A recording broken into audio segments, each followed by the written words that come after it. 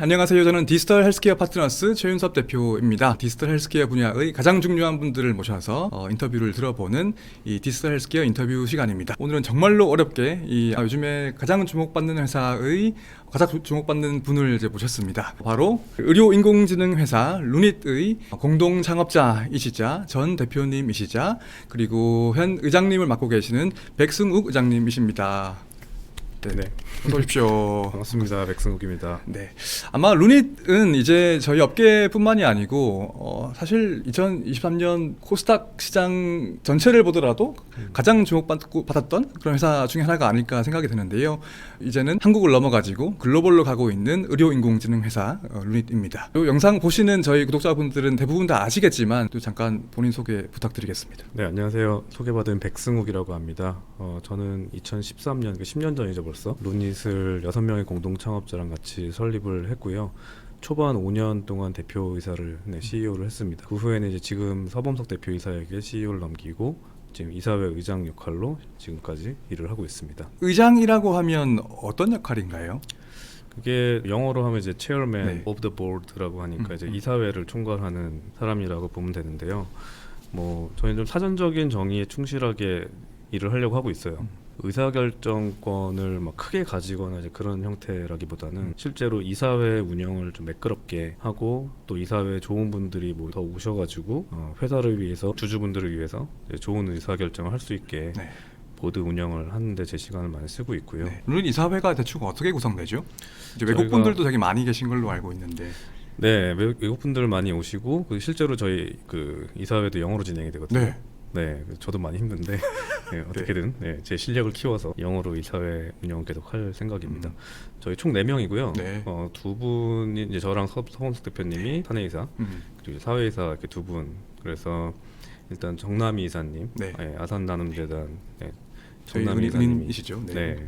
계시고 그다음에 미국의 이제 헬스퀘스트 캐피탈이라고 하는 그 굉장히 실력이 좋은 이제 VC가 있는데 저희 프리 IPO 라운드를 거기서 리드를 했어요. 네. 그때 보드 시트 하나를 이제 가져가시면서 거기 이제 가행 콩 선생님 지금 저희 보드 멤버로 계십니다. 그리고 보드 업저버로 들어오신 분들도 좀 있고요. 네. 전체적으로 다양한 국적에서 오신 분들이 이사회에 참석을 하고 계십니다. 네. 사실 루닛은 저런 뭐 이제 초기부터 봐왔으니까 이런 얘기를 들으면 굉장히 감회가 새롭기도 하고 되게 자랑스럽기도 하고 사실 그렇습니다. 네. 오늘 인터뷰도 영어로 할까 하다가 제가 영어 실력이 안 돼가지고 그 루닛 얘기 조금 해볼까요? 루닛이라는 회사 역시 이제 영상을 보시는 분들이 많이 아시겠지만 투자하시는 분들도 되게 많이 관심을 가지는 회사가 됐고 하니까 간략하게 어떤 회사인지 소개 부탁드리겠습니다. 루닛은 인공지능으로 암을 정복하는 미션을 가지고 일하는 회사고요. 그러다 보니까 암의 그 치료 진단, 뭐 전반적인 어떤 환자의 여정에 맞춘 AI 솔루션들을 개발하고 공급하고 있습니다. 제품이나 서비스 라인업 같은 것도 조금 소개해 주신다면? 일단 현재 저희가 가지고 있는 제품은 크게 2가지 그룹으로 나뉘고요. 그 환자가 건강하게 삶을 살다가 이제 암에 걸리기 전까지의 과정, 그러니까 암을 검진하는 과정, 그거를 도와주는 소프트웨어를 만드는 사업부가 있고요. 저희가 그거를 캔서 스크리닝 그룹이라고 부르고, 그 다음에 이제 확진이 된 후에 치료 과정에서 또 AI가 기여할 수 있는 부분들을 포커스하는 그 온콜로지 그룹이라고 있습니다. 네. 두 그룹이 이제 각각의 이제 제품 라인업들을 확장을 해 나가면서 사업을 하고 있고요. 일단 캔서 스크리닝 그룹 같은 경우는 루닛 인사이트라는 제품이 있습니다. 엑스레이 기반의 이제 영상들 암 검진을 많이 하게 되는데 그 영상을 분석을 해서 이제 암이 있는지 없는지, 뭐 있으면 이제 어디 있는지 이제 그런 것들을 정량적으로 분석을 해서 이제 영상의학과 전문의 선생님들에게 가이드를 드리는 그런 제품을 만들고 있고요. 그다음에 온콜로지 그룹의 루닛 스코프라는 제품은 병리 슬라이드 영상을 분석을 해서 이 어떤 특정 항암제가 이 환자에게 들을지 안 들을지 그런 스코어를 정량화해서 알려주는 제품을 만들고 있습니다. 네. 루닛 인사이트는 텍스트 엑스레이하고 맞물가피 두 개 네, 쓰신 맞아요. 것 같고 루닛 스코프는 IO하고 PDL1 있으신 거죠? 맞습니다. 네. 혹시 뭐 조금 더 소개해 주신다면 텍스트 엑스레이는 정말로 흉부 엑스레이 영상을 가지고 하시는 걸 거고 맞물가피는 이제 유방암의 그 유방 촬영술에 대한 영상을 가지고 분석하시는 것 같고 루닛 스코프의 IO와 PDL1 IO는 뭔가요? IO는 이제 이뮤노 온콜로지의 이제 약자고요. 그다음 면역 치료제를 의미합니다. 그래서 항암제도 이제 여러 가지 세대가 있는데 그 중에 이제 가장 최근에 많이 성장을 한 분야 중에 이제 면역 치료라는 메커니즘이 있고요. 그 면역 치료제가 굉장히 잘 듣기는 하는데 이 치료제에 반응을 할 환자와 그렇지 않은 환자를 구분해주는 그 바이오마커 단이 좀 많이 약했어요. 그래서 시중에 나와 있는 PDL1이라고 하는 네. 이제 바이오마커가 있기는 하지만 그 온콜로지 소사이어티에서도 이거보다 더 좀 정확하게 예측을 해주는 바이오마커가 필요하다라는 보이스는 항상 있어 왔고요. 그랬을 때 이제 저희 서범석 대표 팀이 많은 고민을 해가지고 PDL1 예측하는 그 바이오마커보다 그냥 면역 세포 자체의 어떤 분포를 잘 보면 이게 또 면역 치료의 반응성과 연관이 있겠다라는 아이디어에 착안을 해서 R&D 기간을 꽤 몇 년을 거쳤고요. 네. 그런데 이제 저희가 검증을 해보니까 예측률이 굉장히 좋게 나와서 이걸 가지고 이제 면역 치료제 연구를 하고 있는 다양한 제약사들과 이제 파트너십을 하기 위해서 네. 열심히 노력하고 있습니다. 네. 작년인가요? 그 JCO 저널 오브 클리니컬 온콜로지 굉장히 좋은 저널이거든요. 거기 나갔던 게 그 연구 맞습니다. 거죠. 네. 네. 그래서 그럼 크게 두 가지 사업 부문으로 지금 진행하고 계시다 이렇게 말씀을 해주셨습니다. IPO가 작년이죠? 네. 네, 벌써 작년에 IPO를 하셔가지고 이제 코스닥 시장이 뭐라 그럴까요? 대장주라 그러면 좀 그런가요, 이제? 네. 하여튼 뭐 그 신문에 이름이 이제 굉장히 자주 나오는 그런 회사가 됐습니다. 원래는 디지털 헬스케어 분야에서만 유명했던 비상장 이제 스타트업일 때는 지금은 그 다음 단계로 잘 가고 계시는 회사라고 보시면 될 것 같아요. 그래서 저는 이제 보면 저희 업계 전체에서 루닛이 굉장히 큰 역할을 가지고 있다고 생각을 해요. 저는 루닛의 잠재력을 단순히 시가총액만으로 표현하기는 좀 힘들다고 보지만 그래도 뭔가 시장에서 어느 정도 밸류로 인정받고 있느냐가 또 중요한 지표이기 때문에 사실 올 봄이었나요? 이제 루닛이 시가총액 3조를 넘으면서 3조 원을 넘으면서 또 많은 주목을 받으셨고 지금도 이제 오늘 보니까 한 2조 원 넘어가시는 시종이잖아요. 이게 왜 중요하냐면 저희 디지털 헬스케어 분야가 한국에서 아직 오래되지 않았기 때문에 많은 분들이 이제 이거 한국에서 안 된다. 뭐 시장도 작고 규제도 많고 해가지고 이거 예를 들면 뭐 조단위 기업 디지털 헬스케어 분야 한국에서 절대 못 나온다 이런 얘기를 아예 공개적으로 하시는 분들이 계셨거든요. 그래서 지금은 그런 분들한테 루닛을 보세요 하면 발레를 들어드릴 수 있는 거기 때문에 굉장히 중요한 마일스톤들을 달성해 나가고 있다고 저는 보고 있는데요. 어떠셨어요? 이게 좀 본외 질문이긴 하지만 시총 3조 가셨을 때 어떠셨는지 또 그 비결이라고 할까요? 시장에서 그만큼 큰 가치를 인정받고 계신데 그 이유를 뭐라고 보시는지도 한번 여쭤보겠습니다. 일단 무엇보다 감사한 마음이 크고요. 네, 그 밸류에이션이라는 게 이제 투자자분들이 정해주시는 거지 않겠습니까? 뭐 저희가 어떻게 할 수 있는 건 아니고 굉장히 감사한 마음이 제일 크고 저희가 이제 암을 정복한다라는 미션을 가지고 있는데 이제 그걸로 할 수 있는 많은 일들 중에 첫 스텝을 저희가 밟았다고 생각하거든요. 그래서 그 스텝을 저희가 잘 밟고 있다라는 거를 이제 시장에서 잘 인정을 해주신 것 같아요. 그래서 저희가 커머셜하게도 성과를 보여주고 있고 그러면서도 또 저희 로드맵도 탄탄하게 갖추고 있고 저희가 올해 또 10주년을 기념해서 다음 10주년을 위한 로드맵을 또 공개를 하지 않았습니까? 그래서 그런 것들이 사실 그냥 이렇게 랜덤한 얘기를 한 게 아니라 정말 되게 매일같이 치열하게 고민하고 있는 아젠다들을 잘 정리해서 발표를 한 거거든요. 그래서 시장에서도 이제 그런 것들이 말이 되고 실행 가능하다라고 인지를 해주셔서 그 정도의 밸류에이션을 측정해 주신 게 아닐까 그렇게 생각을 하고 있습니다. 3조 돌파했을 때 내부 분위기는 어땠어요? 막 빵빠레 울리고 하셨나요? 저희는 사실 내부 문화상 그런 게 없어요. 네. 그냥 그런가 보다 하고 네, 주가라는 건 뭐 언제든지 또뭐 올라왔다 내렸다 하는 게 있기 때문에 저희는 저희의 일을 할 뿐이고요. 상장했을 때도 비슷했습니다. 상장에서 그냥 똑같이 일하고 계시더라고요. 제 내부 분위기를 보니까. 네, 실제로 보셨어요? 예. 맞아요. 저희 뭐 축하하고 뭐 그런 거 막 거창하게 하지 않았고요. 그냥 1시간 정도인가 뭐 이렇게 발표하는 게 샴페인 잠깐 들은 정도였는데 뭐 그거 말고는 다시 일하는 모드로 돌아가서 또 일하고 있습니다. 그 상장도 그렇게 그냥 큰 감흥 없이 똑같이 일하시고 시총 3조도 돌파해서 똑같이 일하시면 루닛이 내부적으로 막 빵빠레 울리려면 뭐가 달성돼야 될까요? 암을 전복해야 될까요? 그러니까요. 이게 그런 순간이 올까 싶습니다. 제가 봤을 때 앞으로 가장 축하해야 될 만한 시점은 아무래도 손익분기 달성 시점일 것 같아요. 계속 저희가 시장에도 그렇게 소통을 해왔고 손익분기 달성이 저희가 또 그 다음에 큰 회사로 또 도약하는 데 있어서 무조건 넘어야 되는 스텝이기 때문에 저희가 상장 후에도 계속 일관적으로 그런 브레이크 이븐 포인트 맞추는 거는 외부, 내부 다 동일하게 이렇게 포커스를 두고 일을 하고 있기 때문에 네. 그걸 달성하는 순간은 굉장히 기쁠 것 같아요. 네, 네, 좋습니다. 제가 질문지를 미리 드렸는데 이야기 하다 보니까 막 질문지 없던 질문을 막 던지고 계신데 답변을 역시 잘 해주고 계십니다.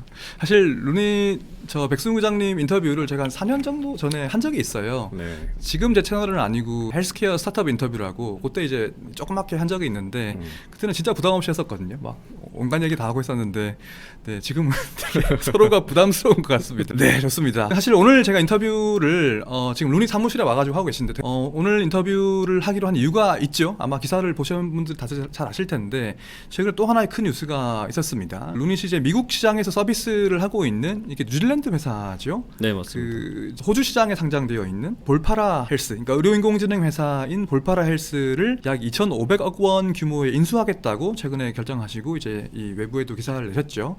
그러니까 제가 알기로는 국내에 있는 디지털 헬스케어 기업이 해외에 있는 이 정도 규모의 기업을 인수했던 사례는 전무한 것 같아요. 또 하나 이제 새로운 역사를 쓰고 계신 건데 요거에 대해 가지고 이제 조금 여쭤보려고 합니다. 아마 또 많은 분들이 관심을 가지고 계실 것 같은데요.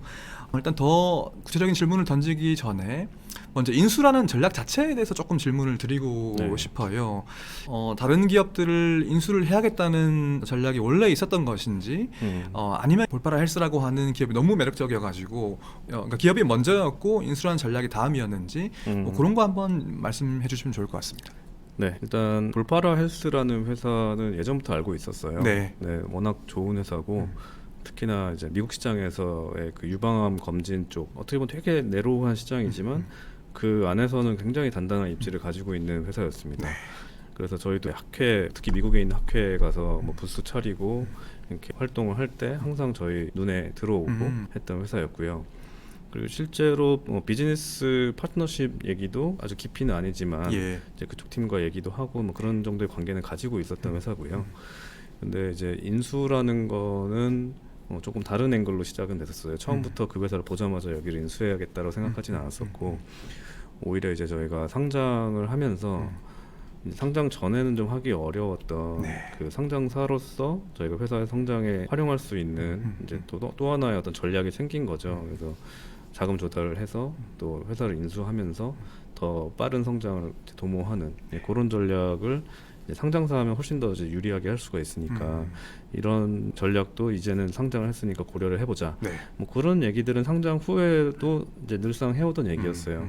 그래서 사실 작년 이제 유증하실 때도 그 목적 중에 아마 포함이 되어 있었던 걸로. 맞아요. 네네. 네, 그래서 그 인수라는 생각 자체는 사실 되게 오래된 생각입니다. 어떤 회사를 어떤 목적으로 뭐 언제 뭐 이런 것들은 다 불투명하지만 이제 우리의 성장 전략을 우리가 다 만들어서 성장하는 게 아니라 이제는 서 대표님 발표 내용에도 항상 나오는 그 inorganic growth라고 하는 그런 전략도 우리가 쓸 수 있어야 된다. 네. 라는 것들은 이제 이사회를 통해서도 저희가 어드바이스를 많이 받고 그리고 저희 내부적으로도 위클리 디스커션 맨날 하는데 네, 이제 네. 그럴 때도 뭐 종종 나오는 주제였어요. 뭐 이런 회사가 있었더라, 저런 회사가 있었다. 뭐 그러다가 이제 발단의 시작은 결국에는 이게 인수를 위한 인수면 안 된다고 생각하거든요. 그렇죠. 결국엔 회사가 성장을 하는 데 있어서 이 인수라는 전략이 우리가 가지고 있는 문제를 효과적으로 해결해 줄 수 있을 때 이제 의미가 있는 거잖아요. 네. 그래서 저희도 이제 문제부터 시작을 한 거예요. 저희가 지금 가지고 있는 문제는 저희가 상장 전까지의 저희 성장 전략이 이제 점점 바뀌고 있다. 지금 앞으로의 10년에 우리가 성장해야 되는 그 성장 방정식이라고 해야 될까요? 시장의 룰 이런 게 많이 바뀌고 있다라는 걸 저희가 이제 몇 년 전부터 이제 느끼고 있었어요. 왜냐하면 예전에는 정확한 AI를 우리가 가지고 있다 하나만 가지고도 시장에서 많은 관심을 가져 주시던 시절이 있었어요. 그리고 저희는 그걸 가지고 이제 좋은 회사들과 파트너십도 맺고 이제 이런 식의 성장 방정식을 가져왔었는데 궁극적으로는 제품을 구매해서 사용해 주시는 그 병원들의 니즈를 잘 해소해 주지 않으면 아무리 AI가 정확해도 시장이 빠르게 확산되는데 한계가 있겠다라는 체험들을 많이 하게 됐습니다. AI라는 것 자체가 바로 그냥 문제를 해결해 준다기보다는 이게 실제로 고객의 문제에 어떻게 작용을 해서 해결을 해주는지 소위 말해 다운스트림 밸류라고 하거든요. 그래서 그 AI로부터 파생되는 여러 가지 그 세부적인 그 밸류 체인들이 있는데 AI 회사가 예전에는 거기까지 신경 안 써도 됐거든요. 그렇죠. 근데 이제는 거기까지 다 신경을 쓰고 제품단에서도 다 구현을 해서 네. 고객 입장에서는 정말 편하게 제품을 도입할 수 음. 있게까지 만들어 드려야지 팔리는 그런 식으로 트렌드가 가고 있고 저도 네. 그게 맞다고 보거든요. 음. 저희가 미국 시장에서는 그걸 좀 확실하게 해보고 싶었어요. 그래서 저도 사실 개인적으로 이제 샌프란시스코로 반쯤 이주해서 네. 그 미국 시장에 대해서 더 깊이 파보고 하는 활동을 시작한 게 그런 맥락이에요. 저희 미국 시장을 한국에서 그냥 원격으로 그 디테일을 파보겠다고 하는 것 자체가 좀 어불성설인 거죠. 네. 그래서 실제 현지에 가고 진짜 고객 병원도 실제 더 많이 방문해서 인터뷰도 많이 하고 실제 판독 환경, 뭐 그쪽에 IT 인프라스트럭처 이런 디테일들을 봐야지 실제로 저희가 어떻게 제품을 기획할 수 있는지 이런 걸 알 수 있을 네. 거잖아요. 네. 그래서 저는 이제 저희 내부적인 역량으로 그걸 해결하는 쪽으로 노력을 많이 하고 있었고 내부적으로도 이제 그런 분위기를 계속 조성을 하고 있던 차에 저희가 상장을 하면서 이제 인수를 통해서도 이런 문제를 해결할 수 있다라는 거를 이제 저희도 인지를 한 거죠. 그래서 뭐 다양한 회사들을 검토를 하다가 이제 몰파라라는 회사가 다시 이제 눈에 들어왔는데 그럼 저희가 가지지 못한 대부분의 것들을 많이 가지고 있는 유방암 검진 스페이스에서는 이 회사가 다시 보이더라고요. 네. 네, 그러니까 인수의 대상으로 봤을 때는 굉장히 상호 보완적인 관계다라는 게 보여서 네. 또 저희 서봉석 대표님이 엄청난 행동가거든요. 딱 실행을 해야 될 때는 거침이 없으세요. 그래서 바로 또 이제 호주로 날아가셔가지고 볼파라 CEO랑 또 미팅도 하시고. 네. 근데 그쪽에서도 굉장히 저희를 좋게 봐주고 있다라는 네, 걸 네. 또 그 미팅을 통해서 알게 됐다고 하더라고요.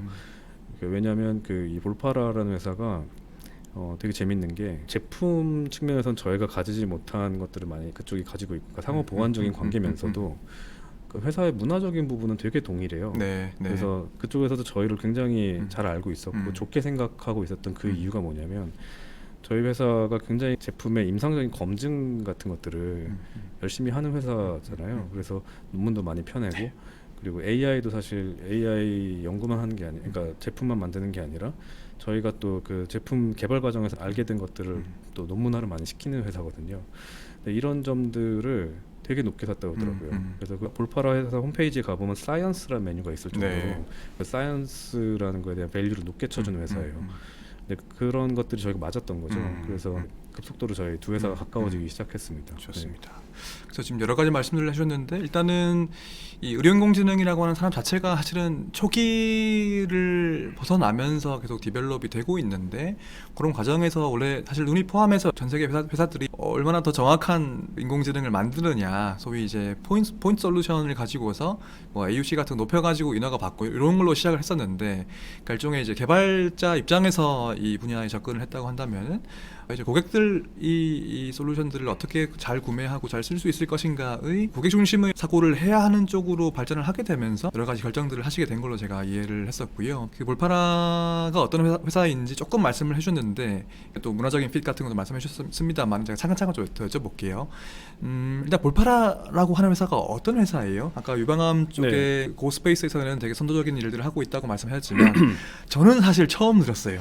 그쵸. 저만 그럴 수도 있지만 저는 이번에 기사를 보고서 그 회사 이름을 처음 들었거든요. 일단 이 회사가 어떤 일을 하는 회사인지 이제 유방암 쪽에서 유방암 인공지능만 만드는 곳은 아닌 것 같아서 그리고 또 여러 가지 사업적으로 미국 시장에 되게 활발하게 지금 비즈니스를 하고 있는 곳이잖아요. 그래서 이 회사 소개를 잠깐 또 부탁드리겠습니다. 네. 일단 볼파라라는 회사는 2009년에 설립된 회사고요. 오, 네. 네. 꽤 오래된 회사. 여기도 꽤 오래된 회사예요. 네. 그러면 아마- 딥러닝 나오기 네. 전에 만드신 곳이네요. 그렇죠. 네. 네. 그래서 이 회사의 사실 솔루션의 베이스는 AI 쪽은 아니고요. 네. 그 유방 영상에서 유방의 그 치밀도라고 하죠. 네. 이제 그거를 평가해주는 소프트웨어를 만들면서 시작했어요. 그래서 볼류메트릭 파라미터의 준말로 볼파라라고 이름을 지은 거라고 하더라고요. 아하, 네. 그래서 그게 이제 2009년에 설립된 그 배경이고, 네. 그 그때는 인공지능 안 쓴 거네요. 예, 인공지능이라기보다는 수학과 물리를 네. 잘 활용한 제품으로 저는 네. 알고 있습니다. 그래서 그 창업자이자 이제 초대 CEO를 맡았던 이제 랄프 하이남이라는 분이 설립을 했고 처음부터 뉴질랜드에 셋업을 하고 이제 제품의 메인 마켓은 미국으로 세팅하는 건 그 처음부터 있었고요. 그렇게 해서 쭉 이제 회사를 키워오다가 2016년에 이제 IPO를 하고 그 당시 네. 이제 뭐 뉴질랜드에도 뭐 주식 시장이 있긴 하지만 그 가까운 이제 인근 인접 시장 중에서는 이제 호주 시장이 제일 호주에서? 자금 조달에 유리하다고 해서 예. 이제 호주 시장에 상장을 했다고 하더라고요.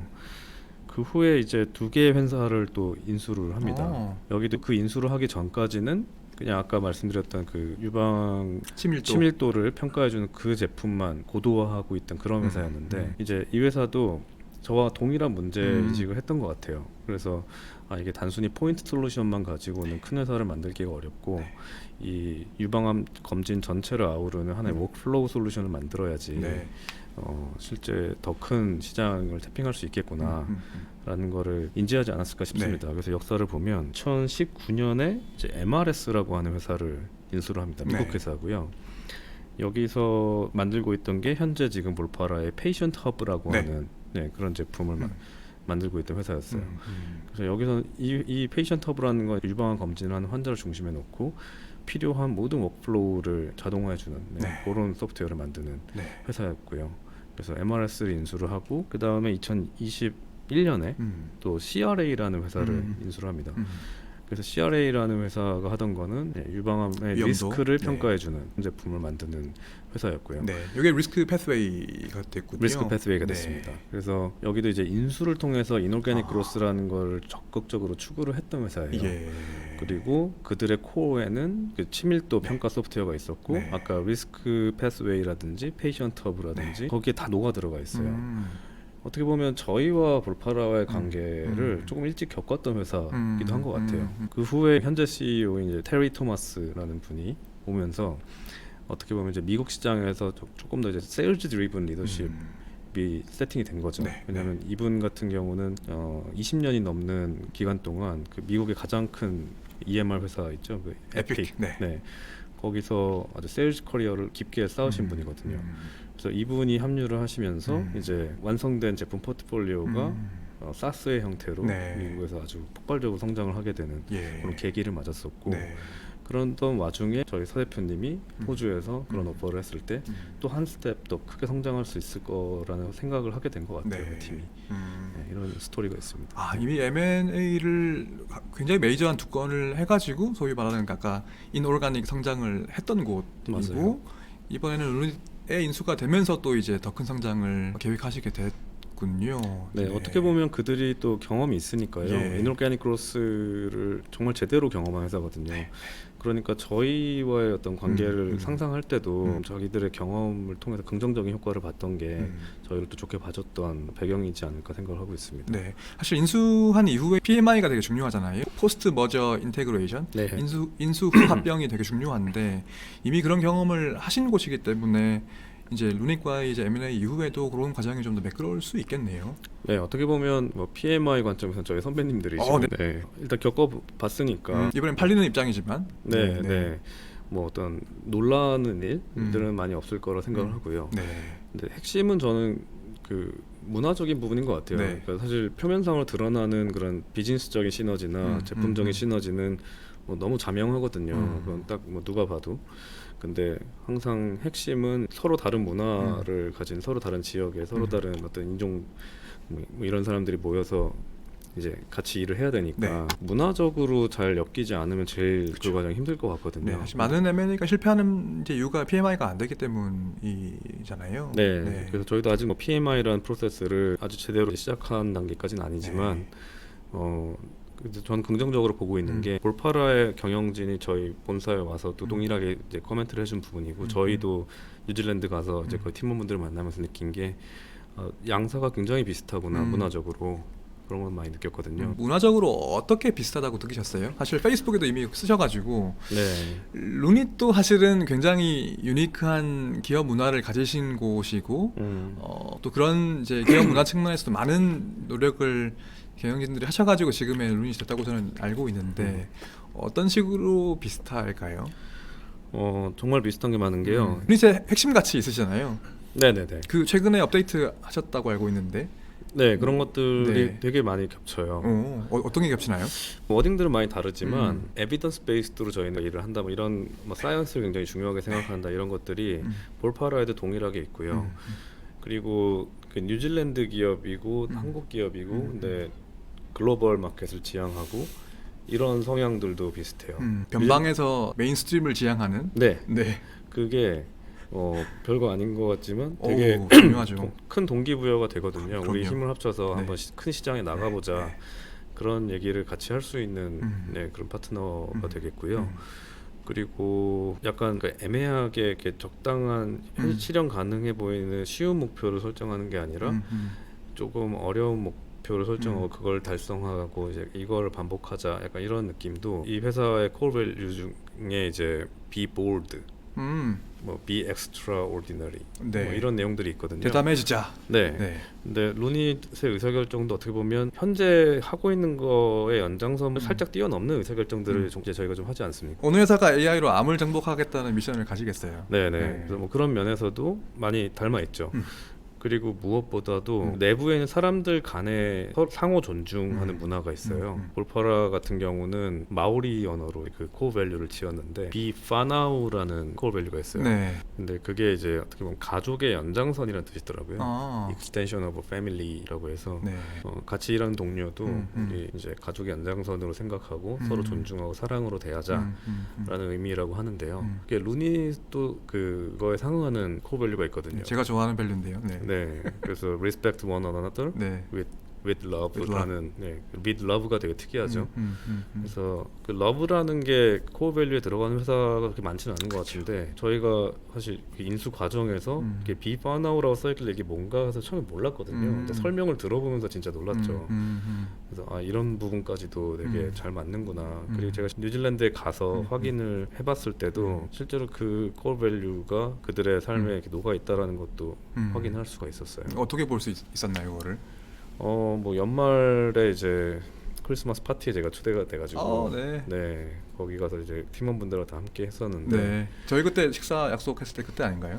그렇죠. 네. 네. 사실 제가 연말에 한 번씩 한 번씩이 아니죠. 이제 한 6년 7년째 뷰노의 CTO였던 정규환 박사님하고 제 세 명이서 그 송년 식사를 하거든요, 매년. 이제 그때 이번 해 식사하기로 돼 있었는데 갑자기 한 3일 전에 급한 해외 출장이 생겨가지고 미안하지만 조금 미루자 하셔가지고 그런가 보다 했는데 며칠 뒤에 그 기사가 떠가지고 인수 기사가 카톡으로 의장님 거기 가신 거 하니까 지금 볼퍼라 팀이랑 식사하고 있어요 그러시더라고요. 그래서 크리스마스 파티에 하여튼 네. 네. 그래서 공개가 이루어진 후에 이제는 말할 수 있다. 네, 네. 그렇게 되었습니다. 네, 네. 네. 우리 또 이번에 연말 파티 하셨잖아요. 연말 파티 했죠. 네, 네. 네. 의장님 디제잉 하시고. 맞아요. 네, 이거 나가도 되나요? 연례 행사죠. 네. 아, 그럼요. 제가 뭐 소셜에 포스팅 하는데요. 네, 네. 저희 이제 그날 뉴질랜드에서도 이제 크리스마스 파티를 갔는데 거기 의장님이 디제잉 하시던가요? 아 그렇지는 않았고요. 네. 그런 부분 좀 다른데요. 그 느껴지는 분위기가 네. 되게 따뜻했어요. 그러니까 네. 사람들 간의 대화를 나누는거나 이제 표정들을 봐도 그렇고 느낄 수 있죠 그런 것들을. 네, 거기서는 이제 작은 술집을 하나 빌려서 거기서 잔 하나씩 들고 이제 하는 그런 파티처럼 운영을 했는데 거기 이제 제품 총괄하시는 분이 팀원 한 분 한 분을 호명하면서 아, 이런 부분 해줘서 고맙고 기여해줘서 고맙고 또 상도 주는데 그 상도 이제 피상적으로 주는 그런 상이라기보다는 뭔가 마음이 따스해지는. 네, 정말 그 진심이 느껴지는 수여식이더라고요. 음. 이렇게 다 포옹도 한 명씩 다 해주면서 이렇게 상을 네. 주고 있었고 네. 그걸 배워야겠다 네, 저도. 되게 세부적인 부분들이 코어 밸류가 좀 정상적으로 돌아가고 있구나 그런 걸 좀 느낄 수가 있었죠. 그래서 뭔가 문화적인 핏이 지금 양사 간에 잘 맞을 것 같다는 말씀을 해주셔가지고 아직 뭐 PMI 본격적으로 시작하신 건 아니지만 앞으로도 매끄럽게 잘 될 것 같다는 생각을 제 개인적으로 해봅니다. 이제 비즈니스 핏이라고 하는 곳이 어쩌면 더 중요하니까 지금 회사 입장에서는 그러니까 이제 양사의 사업적인 시너지가 어떻게 날까 이런 걸 또 한번 이야기해 보려고 하는데요. 볼파라가 루닛의 비즈니스와 어떤 식으로 앞으로 뭔가 시너지가 있을지도 설명을 부탁드리겠습니다. 일단 이미징 센터라는 개념이 있는데요. 네. 그 이제 미국에는 한국처럼 병원에 오면 진료도 받고 검사도 하고 그게 원스톱에 다 되는 게 아니라 네, 네. 주치의가 따로 있고 그리고 주치의가 이제 뭐 유방암 검진이 필요하면 이제 이미징 센터라는 이미징만 전문으로 찍는 곳을 레퍼를 해주면 네. 이제 또 거기 가서 이제 쭉 검사를 받고 돌아오고 이런 시스템인데요. 그 이미징 센터에서 필요로 하는 모든 제품을 만들어주는 시너지를 생각을 하고 있어요. 네. 특히 이제 유방암 검진의 모든 프로세스에 들어간 제품은 그 루닉과 볼파라의 파트너십 안에서 다 끝날 수 있게. 그럼 센터 자체를 지금 양사가 새로 만드는 건가요? 아니면 거기에 들어갈 수 있는 소프트웨어를 다 만들겠다는 건가요? 소프트웨어를 만드는 소프트웨어를? 거죠. 네, 네네. 네. 그래서 이미 볼파라는 미국의 수많은 커스터머 베이스가 있으니까 네. 이제 저희 제품을 오히려 역으로 미국 시장에서는 볼파라 시스템에 이제 통합을 시켜가지고 네. 업셀링에 가깝게 이제 오퍼를 하는 그런 걸 일단 생각을 하고 있고요. 네. 볼파라는 처음에 시작은 치밀도를 평가하는 제품으로 시작을 했지만 지금은 메인 제품은 제가 봤을 때 이제 그 페이션트 허브를 중심으로 한 네. 전체 제품의 어떤 스위트의 개념으로 갈 수 있을 것 같아요. 구글 스위트처럼. 네, 네. 네. 그래서 페이션트 허브라는 게 있고 그 다음에 이걸 중심으로 환자의 유방암 리스크 평가가 필요하다 그러면 이제 네. 리스크 패스웨이가 붙는 거고 네. 그리고 촬영을 할 때 또 그 촬영된 영상의 퀄리티를 평가하는 또 제품이 있거든요. 그래서 그런 제품이 필요하면 또 그것도 이제 붙는 거고 네. 그리고 덴시티 평가는 네. 기본으로 들어가고요. 네. 거기에 이제 암이 있는지 없는지 실제 판독도 이제 자동화해서 저희가 루닛 AI 스코어가 거기 들어가는 그러면 볼파라에서는 스코어 카드라고 하는 네. 독특한 UI가 있어요. 예. 그래서 한 장의 어떤 스코어 카드에 이런 검사 결과들을 잘 요약을 해서 덴시티는 어떻고 뭐 리스크 스코어는 어떻고 그다음에 루닛의 AI가 그래서 암이 있다 없다 뭐 어떤 앱노멀리티 스코어가 몇 점이다 네.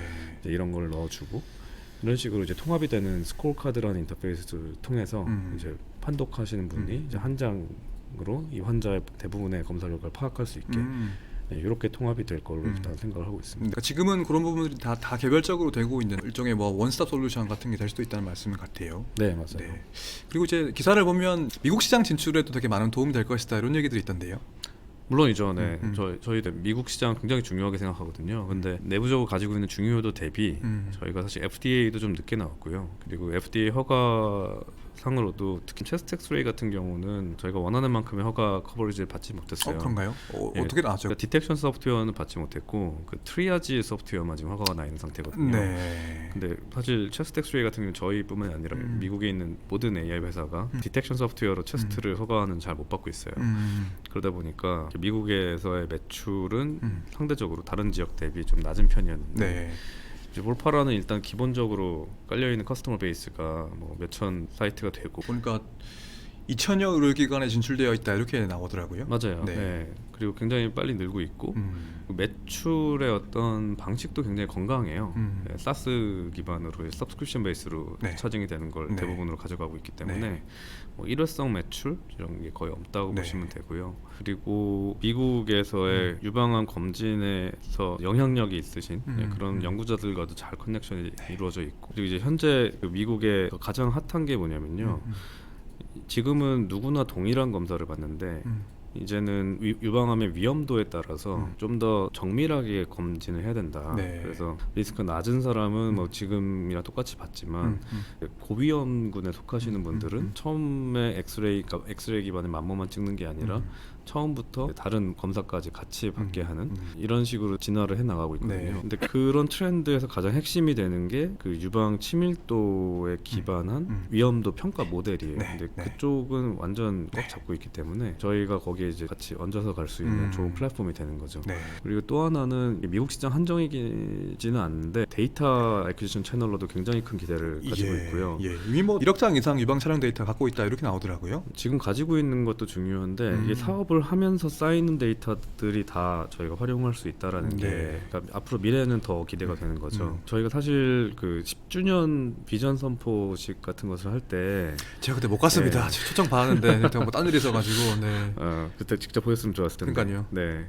그때 저희가 미래에 대해서 얘기했던 것 중에 가장 핵심에 있었던 게 데이터거든요. 그래서 사실 이건 내부적으로도 참 계속 고민인 부분이에요. 그러니까 저희가 그동안 그 AI를 만들 때 방식을 보면 어떤 AI를 만들어야겠다. 그럼 그 데이터를 가지고 있는 곳에 그때 사후적으로 접근을 해서 그 데이터를 공급을 받고 그다음에 잘 학습을 시켜서 허가를 받아 판매하는 모델이었는데 이게 한 번 사이클 도는 거는 할 수 있어요. 근데 이게 그 다음은 뭐냐라고 했을 때 결국 이 완벽한 AI라는 거 없기 때문에 사실 계속 데이터가 수급이 돼야지만 이 AI 제품이라는 거는 이게 지속 가능한 제품이 네. 될 수 있다고 생각을 하거든요. 네.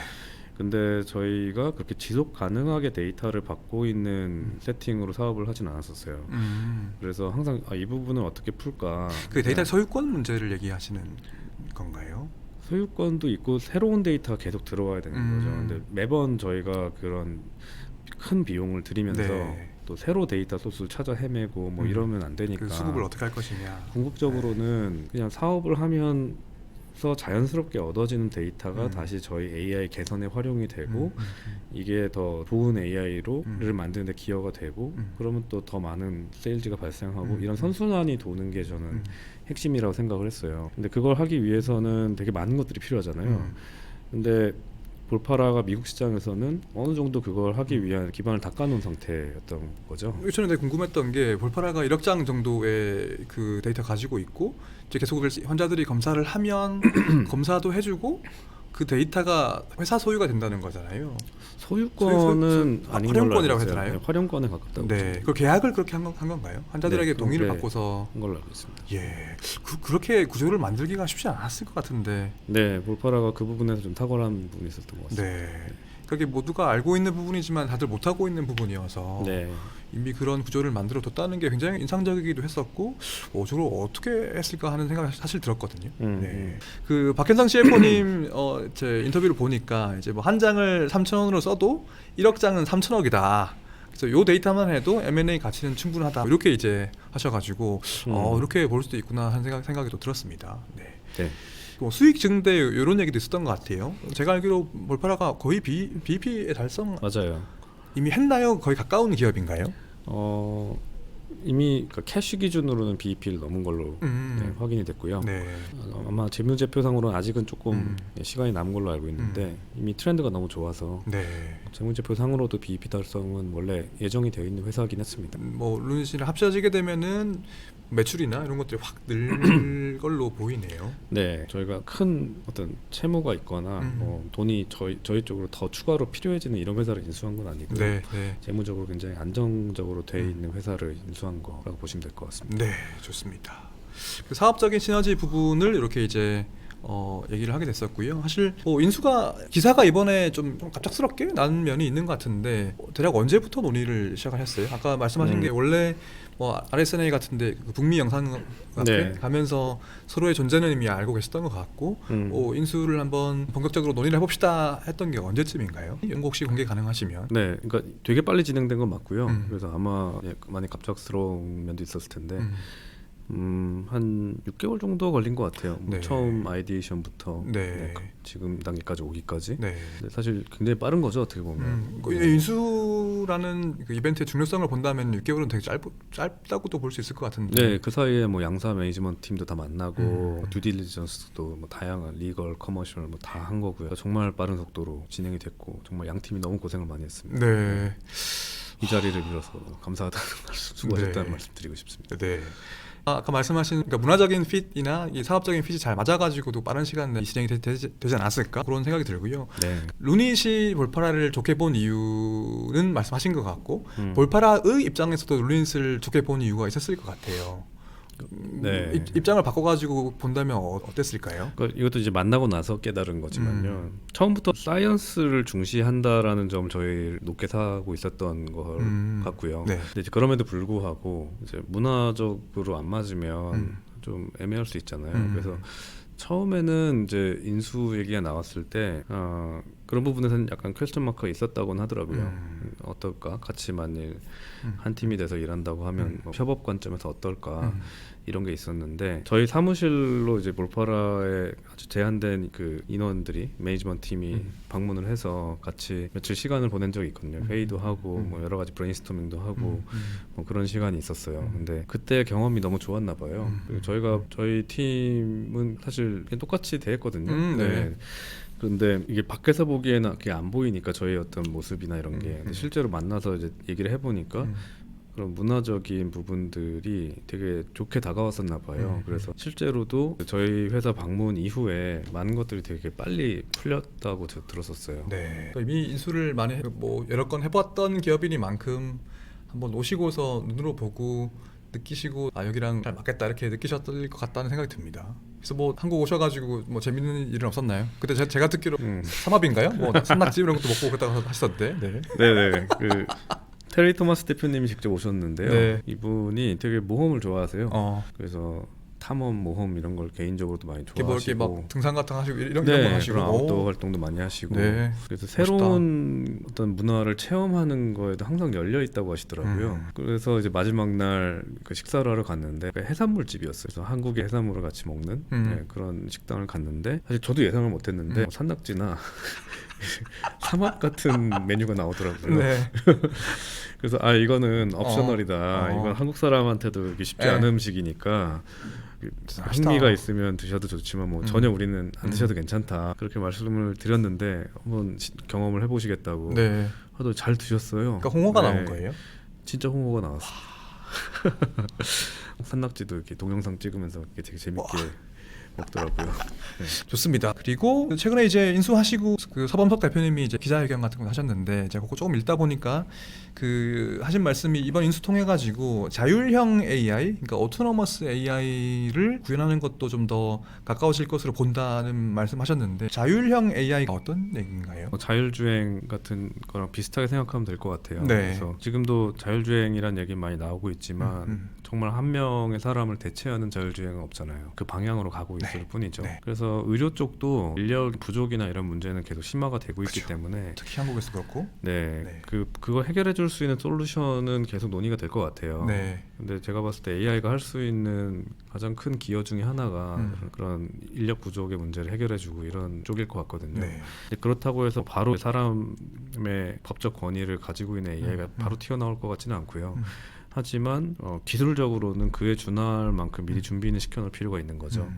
그래서 저희도 이제 암이 있냐 없냐를 정확하게 사람의 정확도를 심지어 넘어서는 수준까지 저희 끌어올리려고 노력을 해왔던 거고 근데 이제 그것만 하는 게 아니거든요. 사실 의사들이 암의 존재 유무도 하지만 뭐 유방 치밀도가 어떤지도 하고 암의 리스크가 어떤지 뭐 이런 것들도 이제 모델들 가져다가 계산해가지고 권고도 해주고 다양한 일들을 한단 많은 말이죠. 일들을 하시죠. 네. 그러니까 정말 이제 한 사람의 의사가 하는 일들을 정말 하나의 소프트웨어가 대체를 이제 해준다고 한다면 단순히 이제 암이 있다 없다만 해서는 안 되는 거죠. 네. 네. 그래서 그 볼파라가 가진 소프트웨어들하고 결합을 한다면 이제 어떻게 보면 전반적인 한 명의 그 영상의학과 의사가 이제 해줄 수 있었던 다양한 유방암의 진단과 치료 계획에 필요한 정보들 줄 수가 있는 거죠. 그래서 그 단계를 되게 빨리 갈 수 있을 것 같아요. 네. 그리고 유방암 이외의 암종으로도 확장할 수도 있겠네요. 그렇죠. 네, 사실 양사의 미션이 특정 암만 타겟하는 미션을 가지고 있지는 않고 모든 암을 타겟하고 있기 때문에 네. 실제로 볼파라도 유방암으로 시작해서 10년 이상 일해왔지만 최근 들어서는 폐암 얘기도 조금 시작하고 있는 것 같고요. 양사 다 이렇게 확장에는 관심이 항상 있습니다. 네. 볼파라 입장에서는 이제 루닛과 M&A 하면서 오히려 그런 쪽으로 더 네. 속도가 빨라질 수 있겠네요. 네. 네. 루닛이 원래 이제 다른 암종도 많이 하고 계셨기 때문에. 네. 네. 그러면 자율형 AI라고 하는 것이 그러니까 우리 자율주행차 얘기하는 것처럼 이제 점차 인간 운전자의 역할이 줄어드는 쪽으로 이제 자동차가 발전하는 것처럼 의료에도 이제 인간 의사 역할이 조금씩 이제 줄어드는 쪽으로 줄어들 수 있게 하는 쪽으로 AI를 발전하고 있는데 그런 쪽으로 더 빨리 할 수 있을 것 같다 이런 말씀을 네. 하신 것 같습니다. 맞습니다. 네. 오 재미있습니다. 그 요즘에 화제인 생성형 AI 얘기 조금 해볼까요? 네. 뭐 챗GPT니 뭐 라지 랭귀지 모델이니 이런 것들이 워낙 화제이기 때문에 루닛도 이런 흐름에서 뭔가 더 큰 일들을 준비하고 계실 것 같아서 혹시 뭔가 생성형 AI 관련해가지고도 루닛이 연구 개발하고 계신 게 있으신지 궁금합니다. 네, 지금 굉장히 액티브하게 하고 있고요. 확실히 이제 AI를 학습시키는 그 패러다임 자체가 이제 바뀐 것 같아요. 그래서 저희가 창업할 때 아니 이건 정말 대단하다라고 하면서 막 모든 역량을 투자를 했던 그런 어떤 뭐 CNN 기반의 네. 이미지 인식 기술. 이제 이것도 당연히 지금도 그 특정 상황에서는 아주 잘 동작을 하지만 지금 의료업계에서 이제 요구하는 수준의 AI를 만들기에는 굉장히 한계들이 많이 있거든요. 네. 우리가 데이터를 모아놓은 그대로만 동작을 하니까요. 네. 특정 문제에 대해서만 주로 하게 되니까요. 그렇죠. 네. 네. 그래서 암이 있냐 없냐를 데이터를 저희가 모아서 레이블링을 하고 가르치고 했을 때 딱 거기까지만 할 수 있는 거죠. 네, 그 문제만 풀 수 있죠. 네. 근데 이제 시장의 어떤 기대는 그것만 원하는 건 아니더라고요. 더 많은 걸 원하고 뭐 심지어 예를 들면 뭐 정상을 걸러줬으면 좋겠다. 뭐 아니면 뭐 판독문을 자동으로 써줬으면 좋겠다.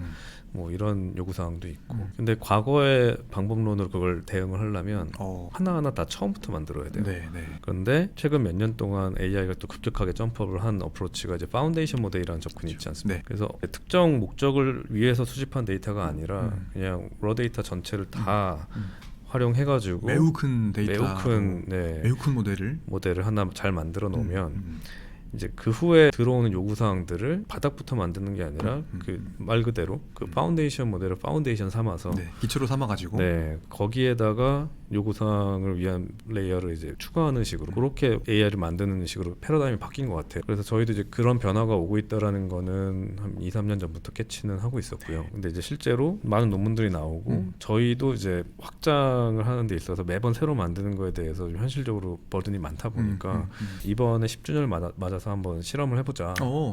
되게 최근 일이군요, 그러면. 네네. 예. 그래서 한 작년 말부터 올해 중순 정도까지 진행된 TF가 있었고요. 네. 그래서 저희가 이미 데이터 확보는 많이 해놓고 있었기 때문에 이렇게 파운데이션 모델을 한번 체스텍스레이에 대해서 만들어보자라는 논의가 있었어요, 내부적으로. 네. 그래서 그거를 이제 저희 TF가 한 반년 정도 굉장히 고생을 해서 네.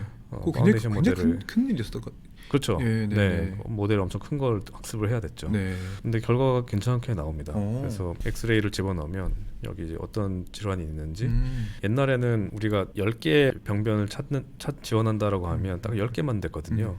근데 얘는 정말 모든 판독문과 모든 영상을 가지고 학습을 한 거기 때문에 그러니까 열가지 종류 딱 그 한정된 게 아니고 한정되지가 않죠. 저희가 학습할 때 애초에 어떤 걸 디텍터라고 안 주기 때문에 이런 어떤 병변이 있니? 이런 앱노멀리티가 있니? 이렇게 물어보면 그걸 답을 하는 과정에서 이제 디텍터가 만들어지는 거예요. 네. 이게 제로션 러닝이라고 많이 하죠. 그게 실제로 돌아가더라고요. 저희도 이제 데이터가 많다 보니까 학습을 해보니까 정말 되는 걸 확인을 하고 저희가 실제로 10주년 행사 때도 한번 라이브 데모를 서 대표님이 하신 적이 있고요. 아, 하셨군요. 네, 그때 이미 기술적으로는 준비가 1차적으로 된 상태였습니다. 그리고 저희가 그 12월에 북미 영상의학회에 가서도 부스에서도 쇼케이스를 하고 관련된 회사들 앞에 관련된 미팅도 하고 뭐 그런 상태입니다. 외부에 알려져 있는 내용인가요? 뭐 기사나 논문이나 뭐 저희가 아직 포스터나. 상용화 단계까지 가지는 않았기 때문에 지금 적극적으로 홍보 활동을 하고 있지는 않고요.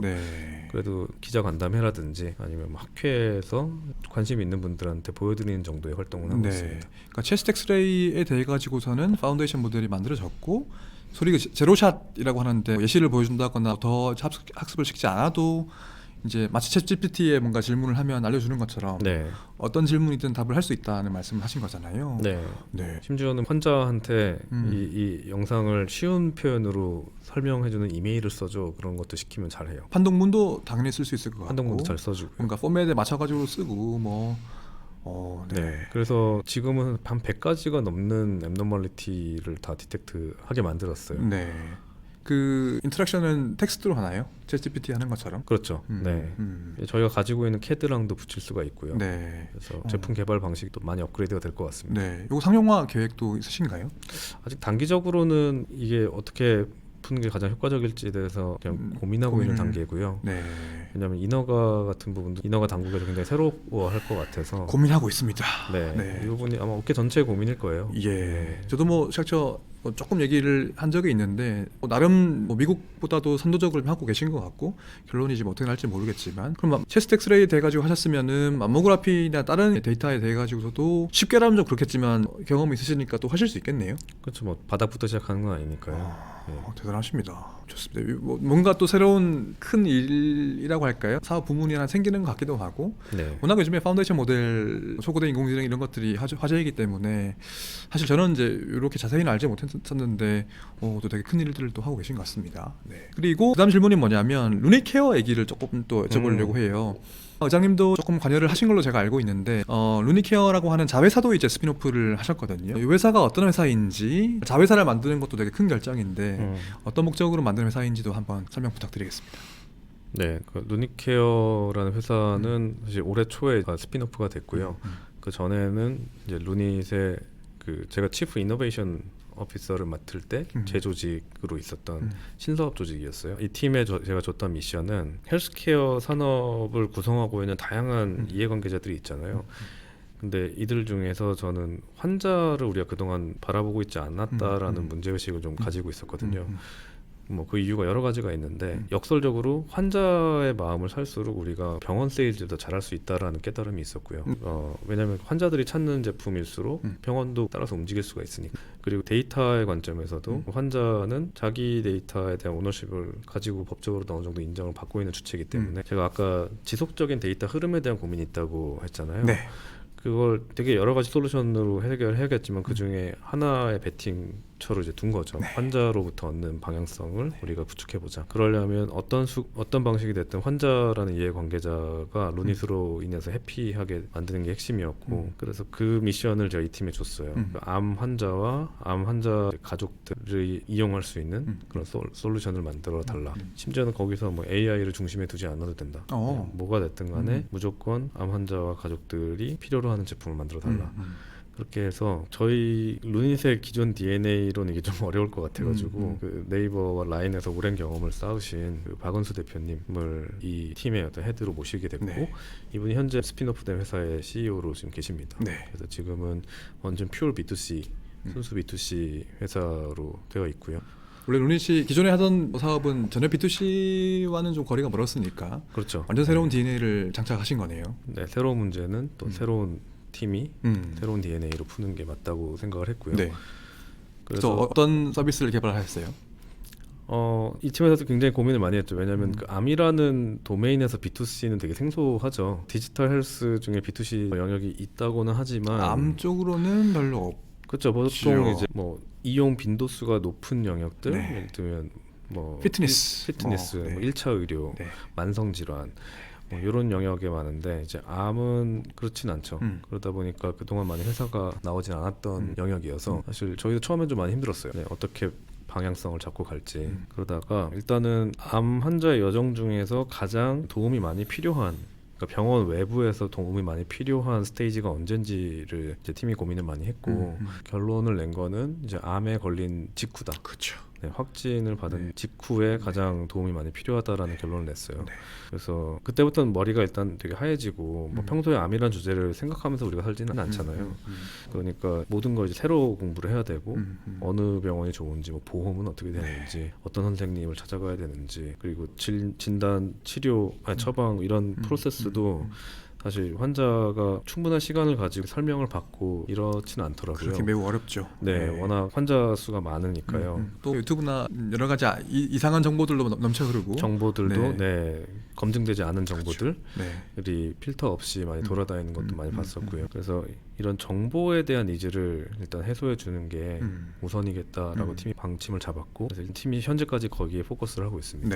그래서 환자들이 궁금한 것들을 뭐든지 그냥 저희 루닛.케어에 들어와가지고 질문을 던질 수가 있어요. 그러면 당연히 진단과 처방을 해주진 않고요. 그거는 이제 법적으로 이슈가 있기 때문에 하지만 이제 검증된 자료들 기반해서 근거에 기반해서 안내를 간략하게 드리는 정도까지는 하고 있습니다. 이미 그런 서비스가 진행되고 있고 루닛.케어에 들어가면 된다고 하신 것 같고 그래서 그 답변은 누가 해주시는 거예요? 의사분들이 하시나요? 답변은 의료인들이 다 하고 있고요.